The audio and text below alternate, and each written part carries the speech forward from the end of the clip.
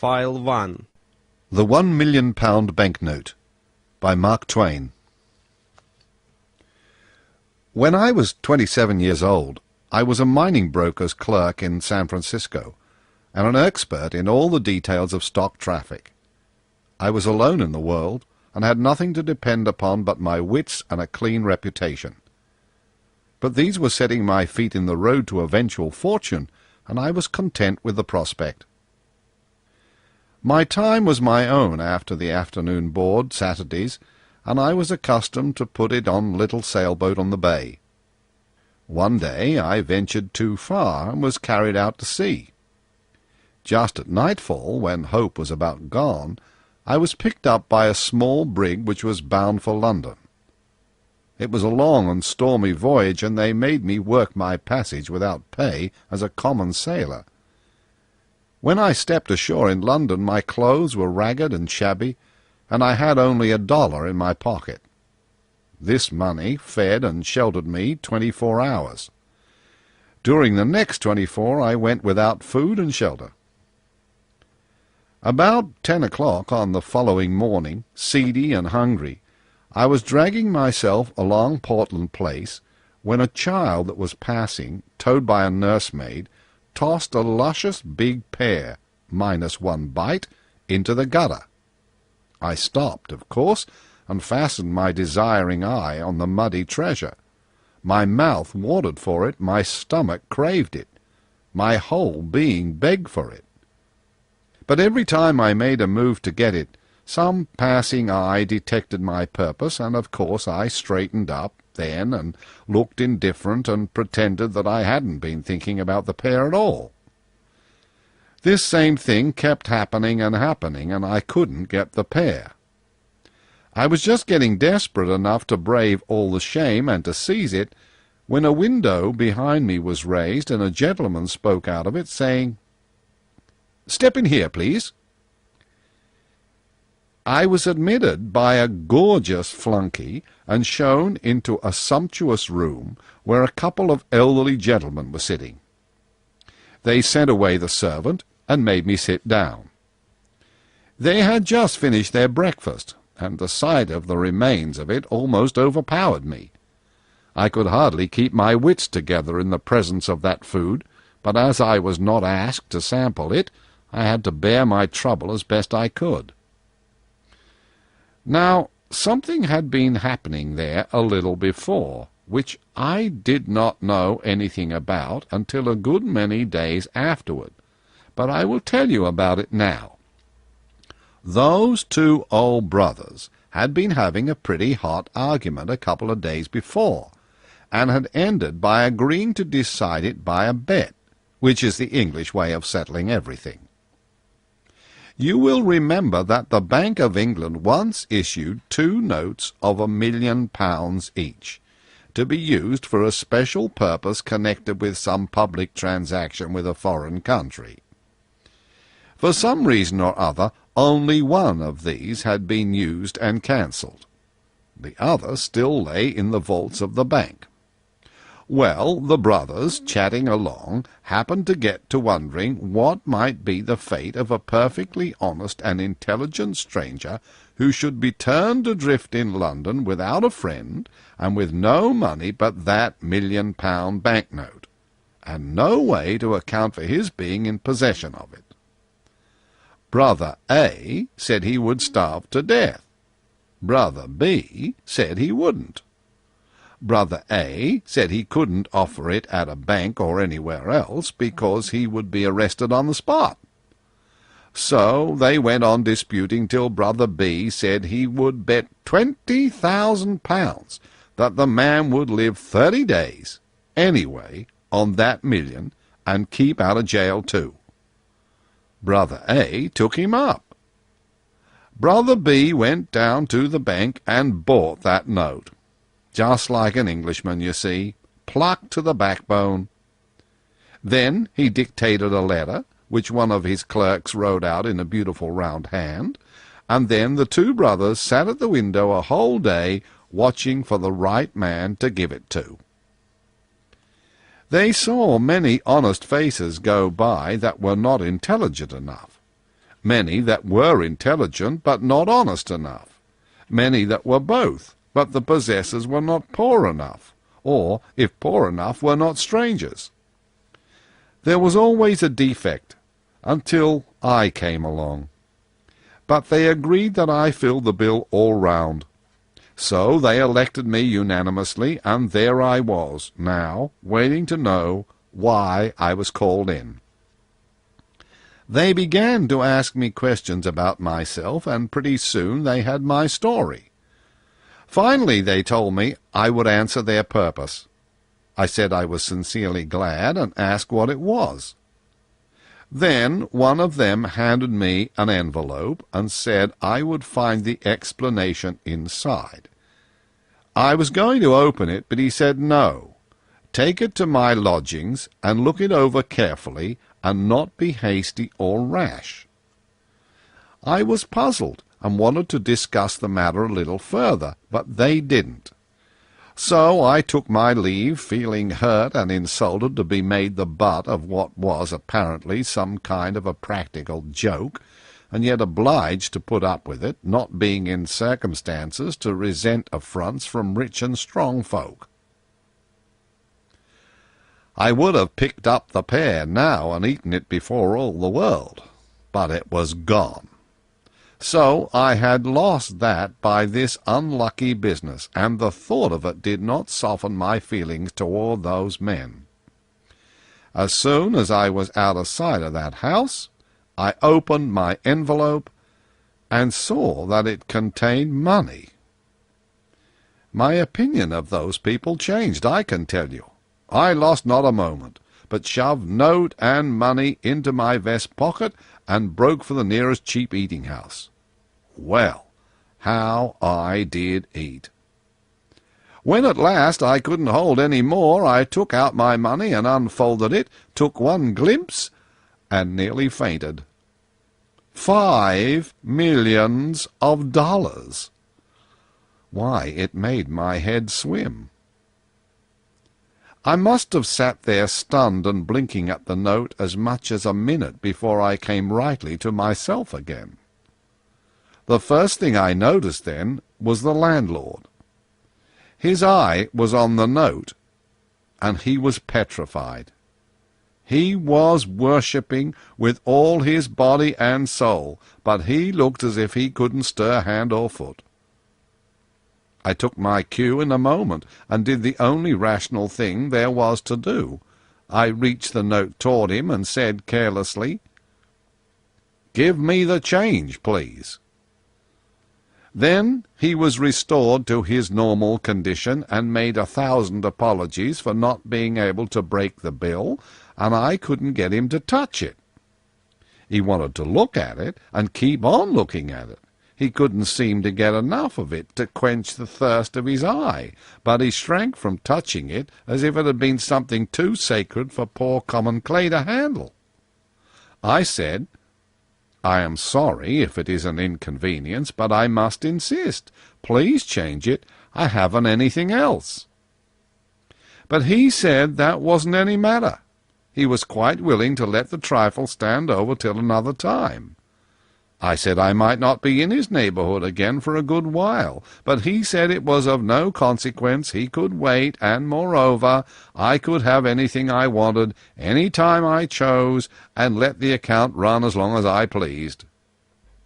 He said he hoped he wasn't afraid to trust as rich a gentleman as I was, merely because I was of a merry disposition, and chose to play larks on the public in the matter of dress. By this time another customer was entering, and the landlord hinted to me to put the monster out of sight. Then he bowed me all the way to the door, and I started straight for that house and those brothers, to correct the mistake which had been made before the police should hunt me up and help me do it. I was pretty nervous, in fact, pretty badly frightened, though of course I was no way in fault. But I knew men well enough to know that when they find they've given a tramp £1 million bill when they thought it was a £1, they are in a frantic rage against him instead of quarrelling with their own near-sightedness as they ought. As I approached the house, my excitement began to abate, for all was quiet there, which made me feel pretty sure the blunder was not discovered yet. I rang. The same servant appeared. I asked for those gentlemen. "They are gone."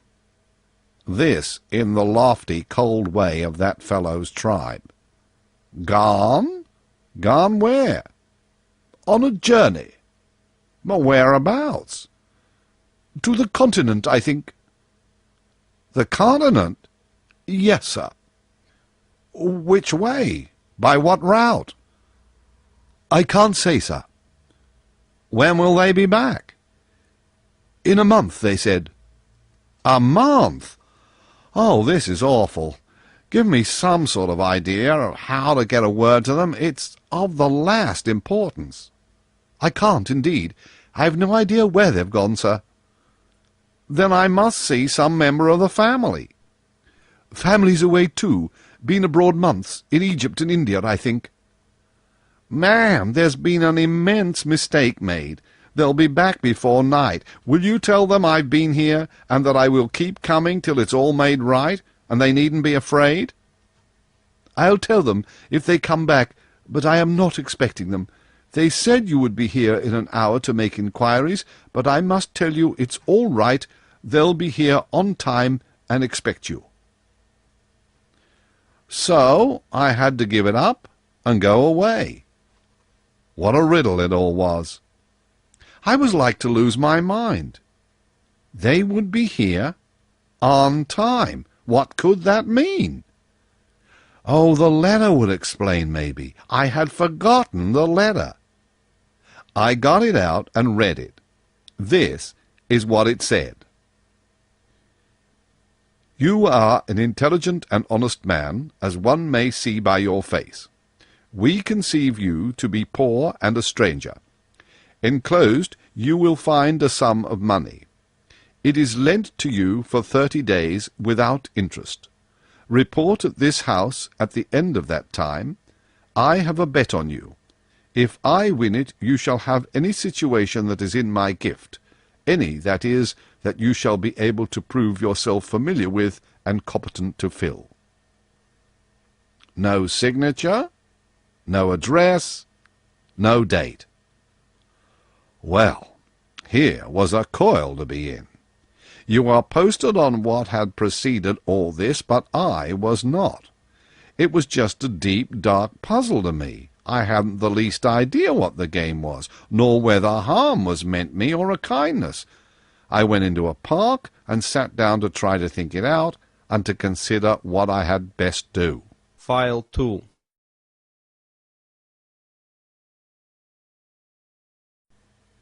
At the end of an hour, my reasonings had crystallized into this verdict.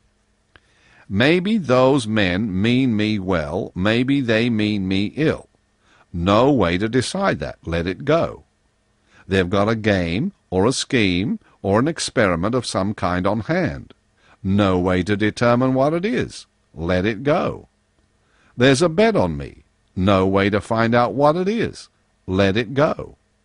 That disposes of the indeterminable quantities. The remainder of the matter is tangible, solid, and may be classed and labelled with certainty. If I ask the Bank of England to place this bill to the credit of the man it belongs to, they'll do it, for they know him, although I don't. But they will ask me how I came in possession of it, and if I tell the truth, they'll put me in the asylum, naturally, and a lie will land me in jail. The same result would follow if I tried to bank the bill anywhere or to borrow money on it. I have got to carry this immense burden around till those men come back, whether I want to or not. It is useless to me, as useless as a handful of ashes, and yet I must take care of it and watch over it while I beg my living. I couldn't give it away if I should try, for neither honest citizen nor highwayman would accept it or meddle with it for anything. Those brothers are safe. Even if I lose their bill or burn it, they are still safe because they can stop payment and the bank will make them whole. But meantime, I've got to do a month's suffering without wages or profit, unless I help win that bet, whatever it may be, and get that situation that I am promised. I should like to get that. Men of their sort have situations in their gift that are worth having. I got to thinking a good deal about that situation. My hopes began to rise high. Without doubt the salary would be large. It would begin in a month. After that I should be all right. Pretty soon I was feeling first-rate. By this time I was tramping the streets again. The sight of a tailor shop gave me a sharp longing to shed my rags, and to clothe myself decently once more. Could I afford it? No, I had nothing in the world but £1,000,000. So I forced myself to go on by. But soon I was drifting back again. The temptation persecuted me cruelly. I must have passed that shop back and forth 6 times during that manful struggle. At last I gave in. I had to. I asked if they had a misfit suit that had been thrown on their hands. The fellow I spoke to nodded his head towards another fellow and gave me no answer. I went to the indicated fellow, and he indicated another fellow with his head and no words. I went to him, and he said, "Tend to you presently." I waited till he was done with what he was at, then he took me into a back room and overhauled a pile of rejected suits and selected the rattiest one for me. I put it on. It didn't fit, and wasn't in any way attractive. But it was new, and I was anxious to have it, so I didn't find any fault, but said with some diffidence, "It would be an accommodation to me if you could wait some days for the money. I haven't any small change about me." The fellow worked up a most sarcastic expression of countenance, and said, "Oh, you haven't? Well, of course I didn't expect it. I'd only expect gentlemen like you to carry large change." I was nettled, and said, "My friend, you shouldn't judge a stranger always by the clothes he wears. I am quite able to pay for this suit. I simply didn't wish to put you to the trouble of changing a large note." He modified his style a little at that, and said, though still with something of an air, "I didn't mean any particular harm, but as long as rebukes are going, I might say it wasn't quite your affair to jump to the conclusion that we couldn't change any note that you might happen to be carrying around. On the contrary, we can." I handed the note to him and said, "Oh, very well, I apologize." He received it with a smile, one of those large smiles which goes all around over and has folds in it, and wrinkles, and spirals, and looks like the place where you have thrown a brick in a pond.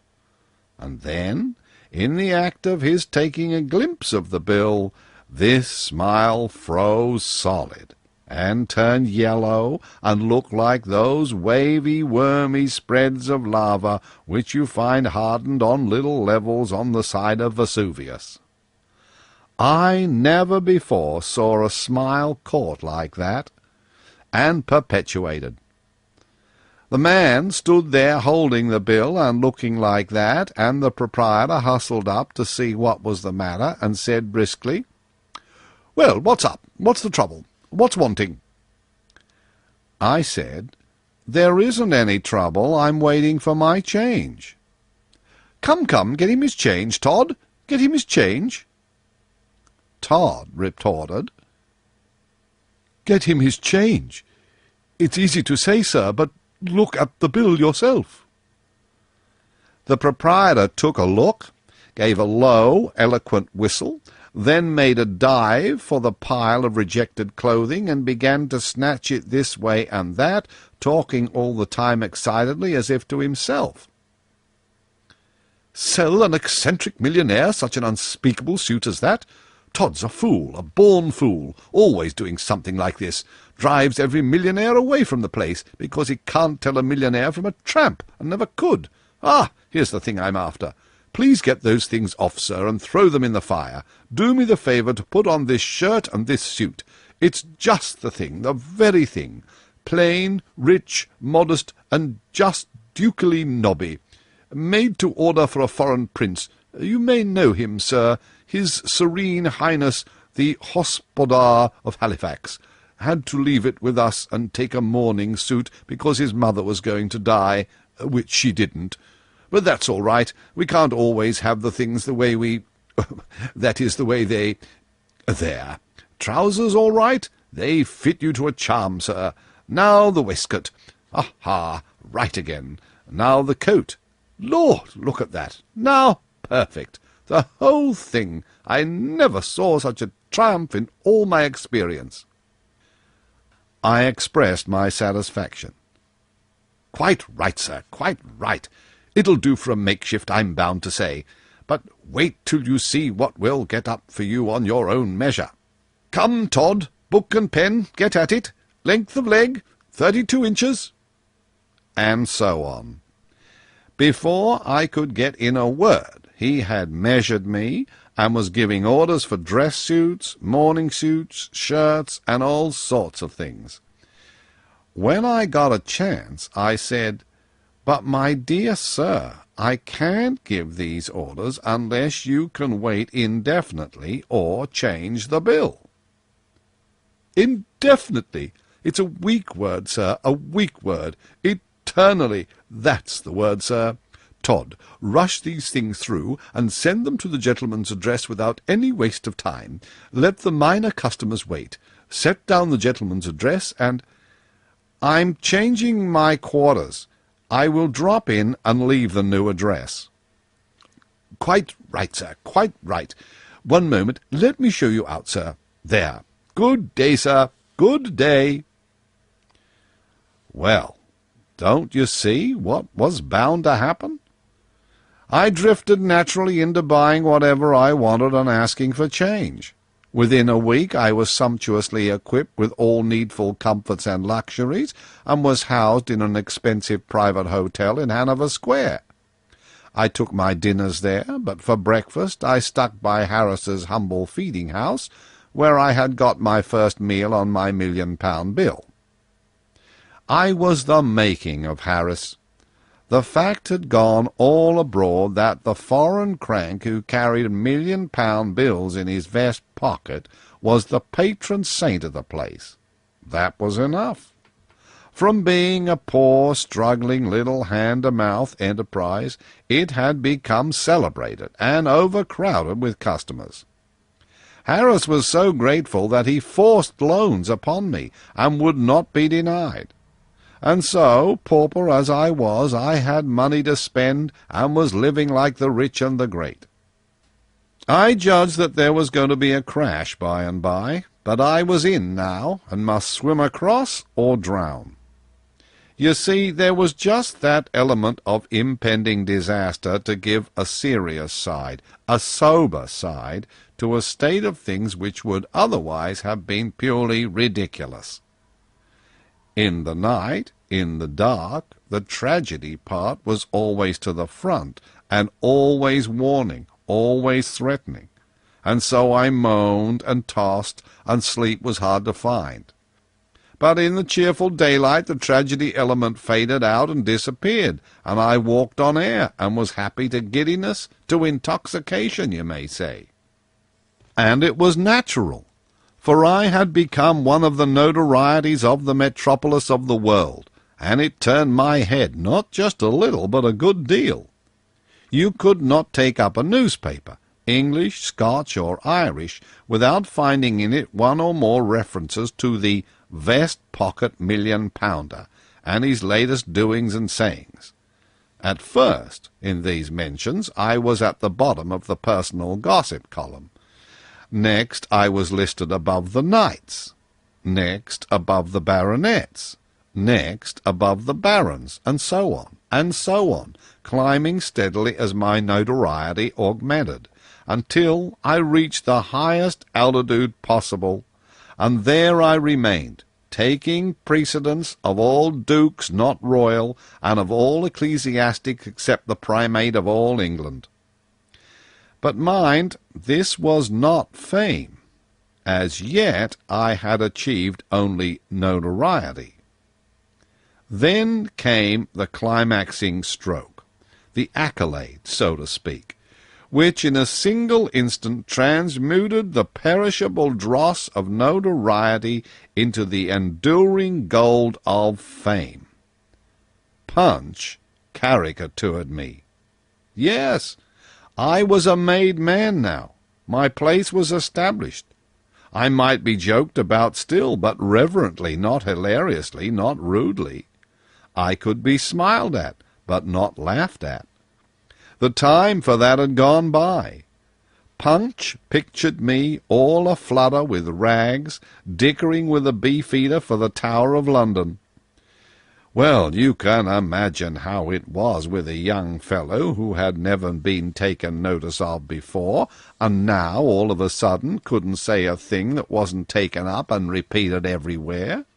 Couldn't stir abroad without constantly overhearing the remark flying from lip to lip. "There he goes. That's him." Couldn't take his breakfast without a crowd to look on. Couldn't appear in an opera box without concentrating there the fire of 1,000 lorgnettes. Why, I just swam in glory all day long. That is the amount of it. You know, I even kept my old suit of rags, and every now and then appeared in them, so as to have the old pleasure of buying trifles and being insulted, and then shooting the scoffer dead with the £1,000,000 bill. But I couldn't keep that up. The illustrated papers made the outfit so familiar that when I went out in it I was at once recognized and followed by a crowd, and if I attempted to purchase, the man would offer me his whole File 3.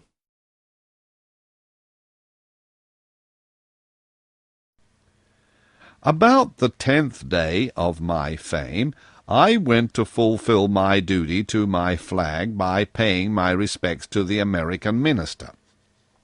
He received me with the enthusiasm proper in my case, upbraided me for being so tardy in my duty, and said that there was only one way to get his forgiveness, and that was to take the seat at his dinner party that night made vacant by the illness of one of his guests. I said I would, and we got to talking. It turned out that he and my father had been schoolmates in boyhood, Yale students together later, and always warm friends up to my father's death. So then he required me to put in at his house all the odd time I might have to spare, and I was very willing, of course. In fact, I was more than willing, I was glad. When the crash should come, he might somehow be able to save me from total destruction. I didn't know how, but he might think of a way, maybe. I couldn't venture to unbosom myself to him at this late date, a thing which I would have been quick to do in the beginning of this awful career of mine in London. No, I couldn't venture it now. I was in too deep. That is, too deep for me to be risking revelations to so new a friend, though not yet clear beyond my depth as I looked at it. Because, you see, with all my borrowing, I was carefully keeping within my means. I mean, within my salary. Of course, I couldn't know what my salary was going to be, but I had a good enough basis for an estimate in the fact that, if I won the bet, I was to have choice of any situation in that rich old gentleman's gift provided I was competent. And I should certainly prove competent. I hadn't any doubt about that. And as to the bet, I wasn't worrying about that. I had always been lucky.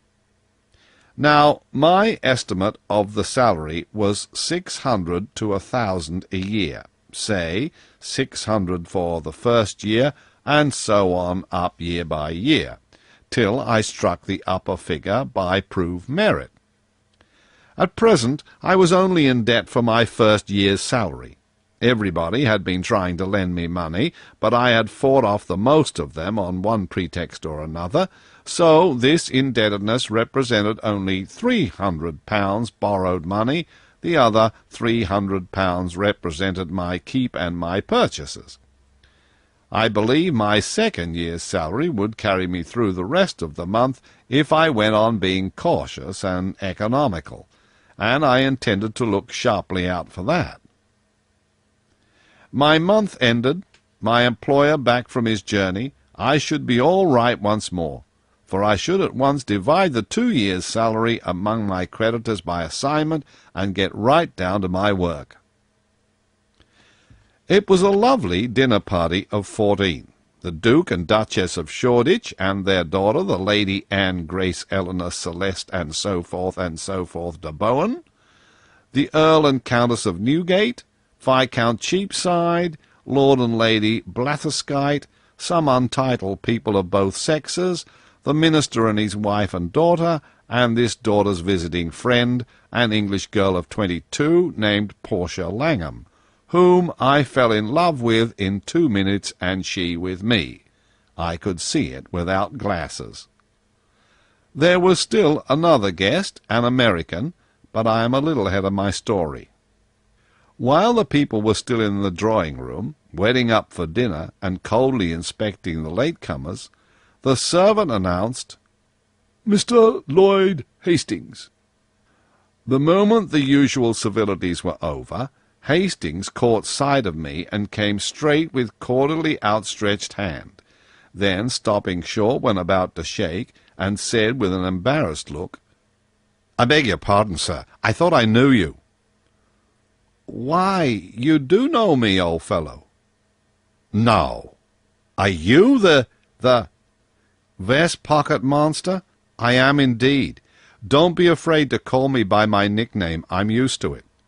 Well, this is a surprise. Once or twice I've seen your name coupled with a nickname, but it never occurred to me that you could be the Henry Adams referred to. Why, it isn't 6 months since you were clerking for Blake Hopkins in Frisco on a salary, and sitting up nights on an extra allowance, helping me arrange and verify the Gould and Curry extension papers and statistics. The idea of your being in London and a vast millionaire and a colossal celebrity! Why, it's the Arabian Nights come again. Man, I can't take it in at all, can't realize it. Give me time to settle in the whirl of my head. The fact is, Lloyd, you are no worse off than I am. I can't realize it myself. Dear me, it is stunning now, isn't it? Why, it's just 3 months today since we went to the Miners' Restaurant. No, the What Cheer. Right, it was the What Cheer. Went there at 2 in the morning and had a chop and coffee after a hard 6 hours grind after those extension papers. And I tried to persuade you to come to London with me, and offered to get leave of absence for you and pay all your expenses, and give you something over if I succeeded in making the sale. And you would not listen to me, said I wouldn't succeed, and you couldn't afford to lose the run of business and be no end of time getting the hang of things again when you got back home. And yet here you are. How odd it all is. How did you happen to come, and whatever did give you this incredible start?" "Oh, just an accident. It's a long story.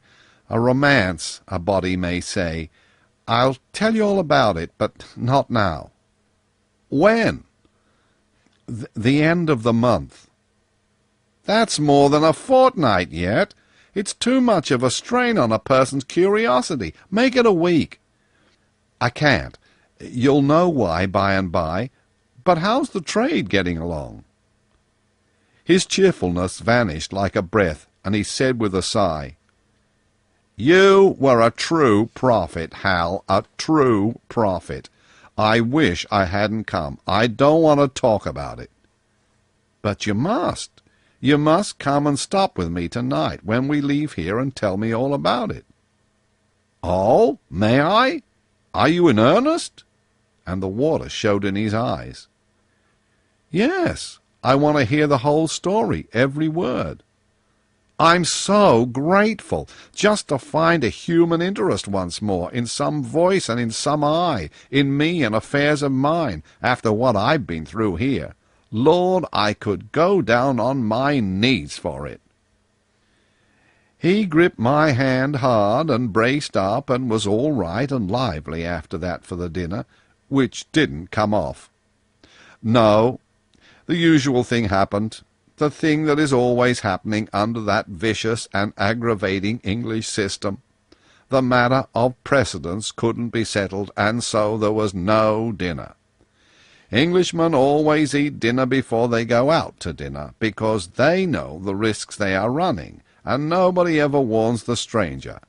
And so he walks placidly into the trap. Of course nobody was hurt this time, because we had all been to dinner, none of us being novices except Hastings, and he having been informed by the minister at the time that he invited him that in deference to the English custom he had not provided any dinner. Everybody took a lady and processed down to the dining-room, because it is usual to go through the motions, but there the dispute began. The Duke of Shoreditch wanted to take precedence and sit at the head of the table, holding that he outranked a minister who represented merely a nation and not a monarch. But I stood for my rights and refused to yield.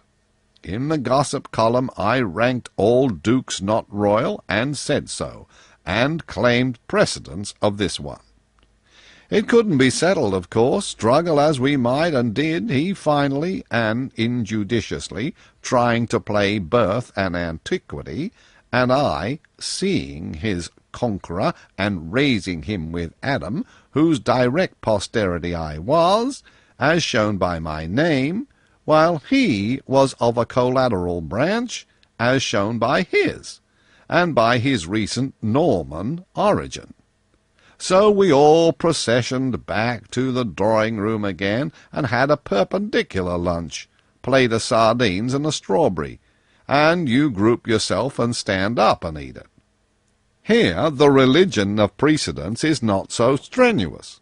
The two persons of highest rank chuck up a shilling, the one that wins has first go at his strawberry, and the loser gets the shilling. The next two chuck up, then the next two, and so on. After refreshment, tables were brought, and we all played cribbage, 6pence a game. The English never play any game for amusement. If they can't make something or lose something, they don't care which, they won't play. We had a lovely time. Certainly 2 of us had, Miss Langham and I. I was so bewitched with her that I couldn't count my hands if they went above a double sequence, and when I struck home I never discovered it, and started up the outside row again, and would have lost the game every time, only the girl did the same, she being in just my condition, you see. And consequently neither of us ever got out, or cared to wonder why we didn't. We only just knew we were happy, and didn't wish to know anything else, and didn't want to be interrupted. And I told her, I did indeed, told her I loved her, and she, well, she blushed till her hair turned red, but she liked it. She said she did. Oh, there was never such an evening. Every time I pegged I put on a postscript. Every time she pegged she acknowledged receipt of it, counting the hands the same. Why, I couldn't even say 2 for his heels without adding, "My, how sweet you do look." And she would say, 15-2, 15-4, 15-6, and a pair of 8, and 8-16. Do you think so? Peeping out aslant from under her lashes, you know, so sweet and cunning. Oh, it was just too. Well, I was perfectly honest and square with her. Told her I hadn't a cent in the world but just the £1,000,000 note she'd heard so much talk about. And it didn't belong to me. And that started her curiosity. And then I talked low and told her the whole history right from the start, and it nearly killed her laughing. What in the nation she could find to laugh about, I couldn't see, but there it was. Every half-minute some new detail would fetch her, and I would have to stop as much as a minute and a half to give her a chance to settle down again. Why, she laughed herself lame, she did indeed. I never saw anything like it. I mean, I never saw a painful story, a sort of person's troubles and worries and fears, produce just that kind of effect before. So I loved her all the more, seeing she could be so cheerful when there wasn't anything to be cheerful about. For I might soon need that kind of wife, you know, the way things looked. Of course I told her we should have to wait a couple of years till I could catch up on my salary, but she didn't mind that, only she hoped I would be as careful as possible in the matter of expenses, and not let them run the least risk of trenching on our third year's pay. Then she began to get a little worried, and wondered if we were making any mistake, and starting the salary on a higher figure for the first year than I would get. This was good sense, and it made me feel a little less confident than I had been feeling before. But it gave me a good business idea, and I brought it frankly out. "Portia, dear, would you mind going with me that day when I confront those old gentlemen?" She shrank a little, but said, "No, if my being with you would help hearten you, but would it be quite proper, do you think?" "No, I don't know that it would. In fact, I'm afraid it wouldn't. But you see, there's so much dependent upon it that—" "Then I'll go anyway, proper or improper," she said, with a beautiful and generous enthusiasm. "Oh, I shall be so happy to think I'm helping." "Helping, dear? Why, you'll be doing it all. You're so beautiful and lovely and so winning that with you there I can pile our salary up until I break those good old fellows, and they'll never have the heart to struggle." "Sho! You should have seen the rich blood mount, and her happy eyes shine." "You wicked flatterer! There isn't a word of truth in what you say, but still I'll go with you. Maybe it will teach you not to expect other people to look with your eyes." Were my doubts dissipated? Was my confidence restored? You may judge by this fact. Privately, I raised my salary to 1,200 the first year on the spot. File 4.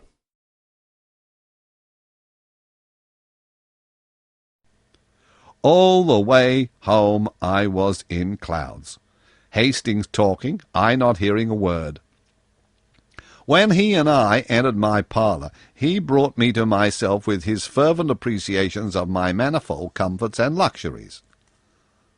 "Let me just stand here a little and look my fill. Dear me, it is a palace. It's just a palace, and in it everything a body could desire, including cosy coal fire and supper standing ready. Henry, it doesn't merely make me realize how rich you are, it makes me realize to the bone, to the marrow, how poor I am. How poor I am, and how miserable, how defeated, routed, annihilated." Plague take it! This language gave me the cold shudders. It scared me broad awake, and made me comprehend that I was standing on a half-inch crust, with a crater underneath. I didn't know I had been dreaming. That is, I hadn't been allowing myself to know it for a while back. But now, oh dear, deep in debt, not a cent in the world, a lovely girl's happiness or woe in my hands, and nothing in front of me but a salary which might never, oh, would never, materialize. Oh, oh, oh, I am ruined past hope. Nothing can save me. Henry, the mere unconsidered drippings of your daily income would— "Oh, my daily income! Here, down with this hot Scotch, and cheer up your soul. Here's with you. Or, no, you're hungry. Sit down and—" Not a bite for me. I'm past it. I can't eat these days, but I'll drink with you till I drop. Come. Barrel for barrel, I'm with you. Ready? Here we go. Now then, Lloyd, unreel your story while I brew. Unreel it? What, again? Again? What do you mean by that? Why, I mean, do you want to hear it over again? Do I want to hear it over again? This is a puzzler. Wait, don't take any more of that liquid. You don't need to. Look, Henry, you alarm me. Didn't I tell you the whole story on the way here? You... Yes, I'll be hanged if I heard a word of it. Henry, this is a serious thing. It troubles me. What did you take up yonder at the minister's? Then it all flashed on me, and I owned up like a man. I took the dearest girl in the world, prisoner. So then he came with a rush, and we shook and shook and shook till our hands ached, and he didn't blame me for not having heard a word of a story which had lasted while we walked 3 miles. He just sat down then, like the patient good fellow he was, and told it all over again.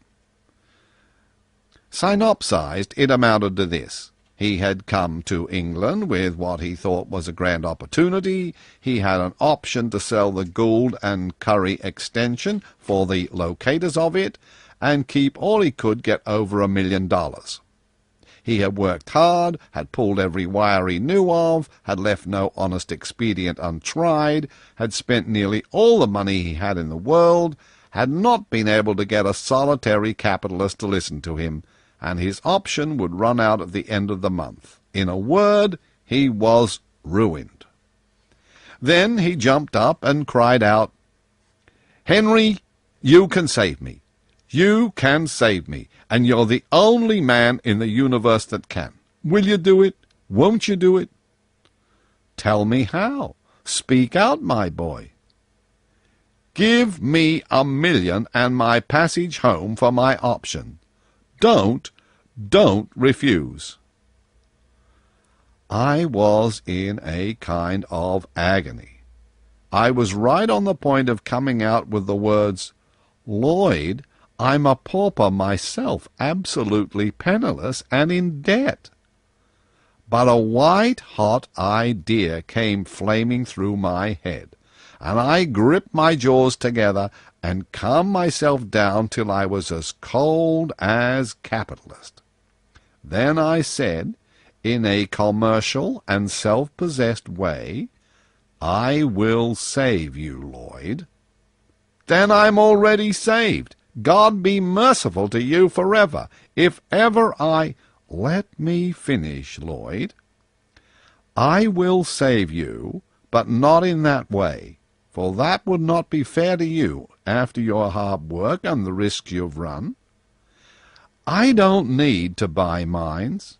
I can keep my capital moving in a commercial centre like London without that.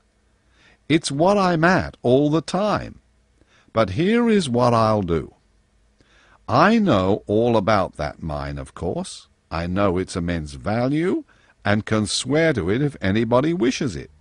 You shall sell out inside of a fortnight for 3 millions cash, using my name freely, and we'll divide, share, and share alike."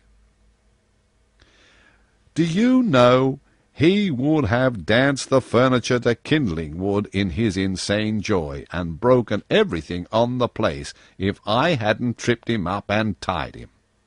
Then he lay there, perfectly happy, saying, "I may use your name. Your name, think of it. Man, they'll flock in droves. These rich Londoners, they'll fight for that stock. I'm a made man. I'm a made man forever, and I'll never forget you as long as I live."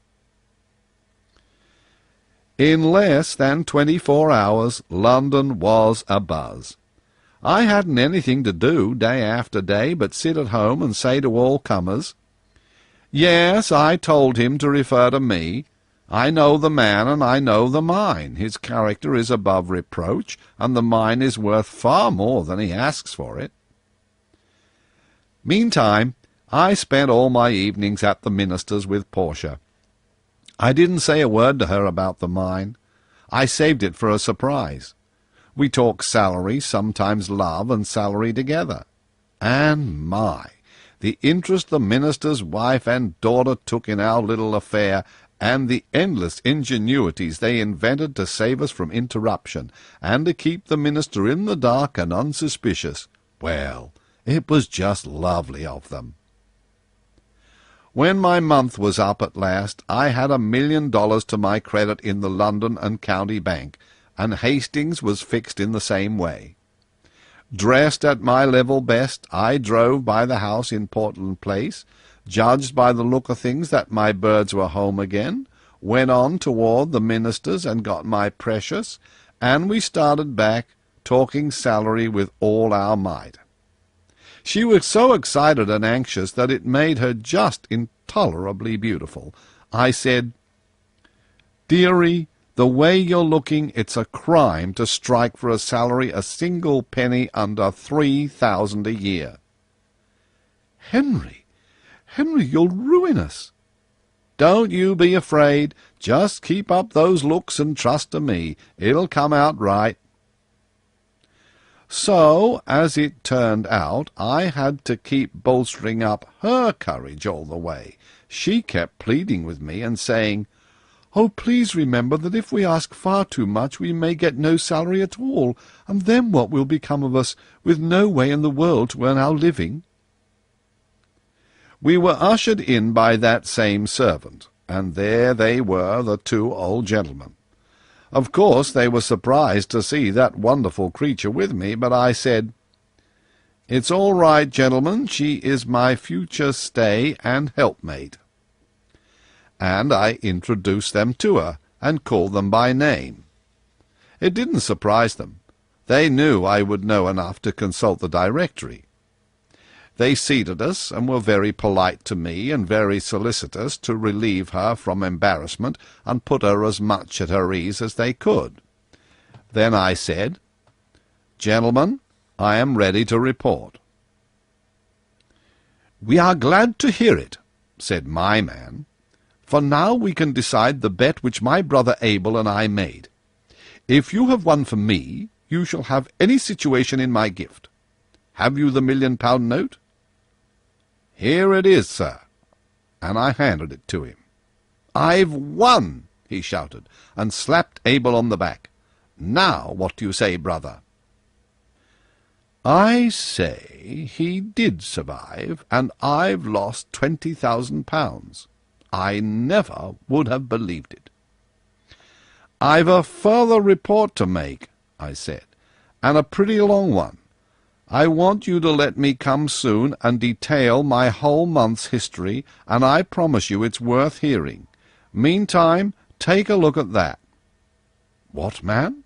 Certificate of deposit for £200,000? Is it yours?" "Mine. I earned it by 30 days' judicious use of that little loan you let me have, and the only use I made of it was to buy trifles and offer the bill in change." "Come, this is astonishing. It's incredible, man." "Never mind, I'll prove it.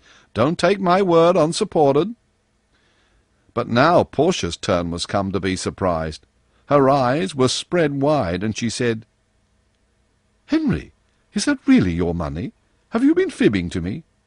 "I have indeed, dearie, but you'll forgive me, I know." She put up an arch pout, and said, "Don't you be so sure. You are a naughty thing to deceive me so." "Oh, you'll get over it, sweetheart, you'll get over it. It was only fun, you know. Come, let's be going."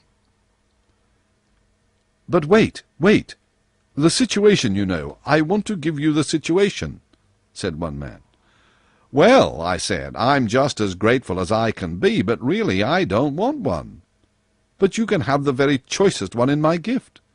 "Thanks again with all my heart, but I don't even want that one." "Henry, I'm ashamed of you. You don't half thank the good gentleman. May I do it for you?" Indeed you shall, dear, if you can improve it. Let us see you try.